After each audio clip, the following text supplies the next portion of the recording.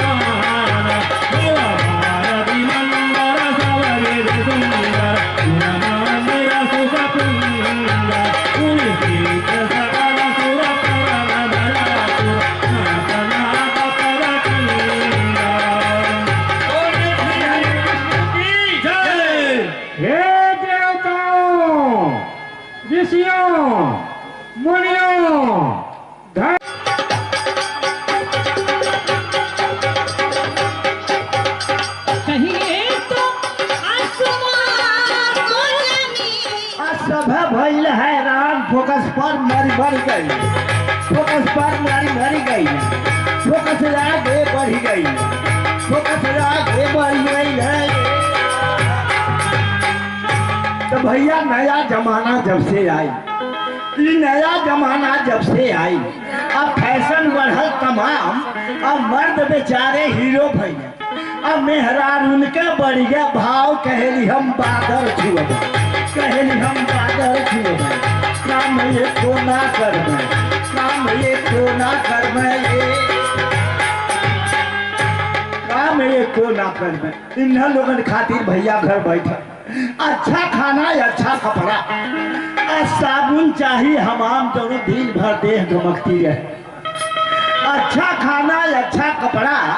और साबुन चाहिए हमाम, और सारा चीज संपन्न हो गई है, लेकिन रोकना धरा तमाम डॉक्टर रोज बोलवा, डॉक्टर रोज बोलवा, सुई रोज कोचवा, सुई रोज कोचवा में ये तना नहीं, गली गली कुछ करे के नहीं, गली गली और गांव गांव में अब भैल मशीनरी चालू, धनवो कूटे गेहूं पीसे, चक्की के आटा खाली तने पर कहरत बाटी, तने पर कहरत बाटी, बड़वर कैली परेशानी, बड़वर कैली परेशानी रे। तो भैया फिल्म के रंग में सब रंगाई, आ केहू केहू बाटे गंवार आ फिल्म के रंग में दुनिया हो गए आ हार गई सरकार देश बर्बाद हो गई देश बर्बाद हो गई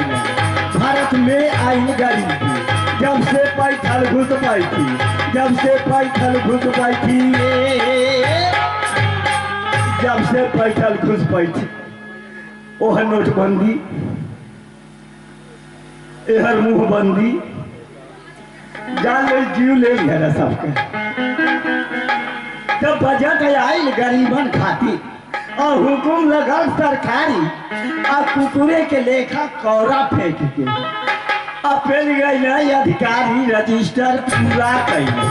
रजिस्टर पूरा कैले झूठ फूर वो पर लिखल झूठ फूर वो पर लिखल तो सब पुरानी रीत बदल गई आई नया जमाना मोबाइल वाला सब पुरानी रीत बदल गए आई नया जमाना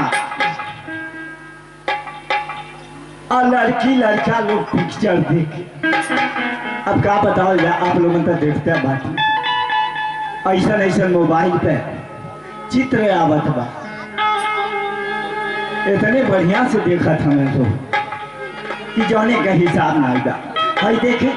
यहाँ रामलीला का मंचन होता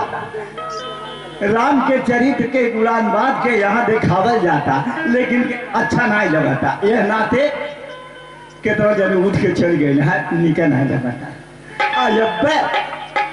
राजा राजा राजा कलेजा में समाजा जब बैठ के कहीं गई है ना हिली है ना कोई हिल नहीं सकता है लेकिन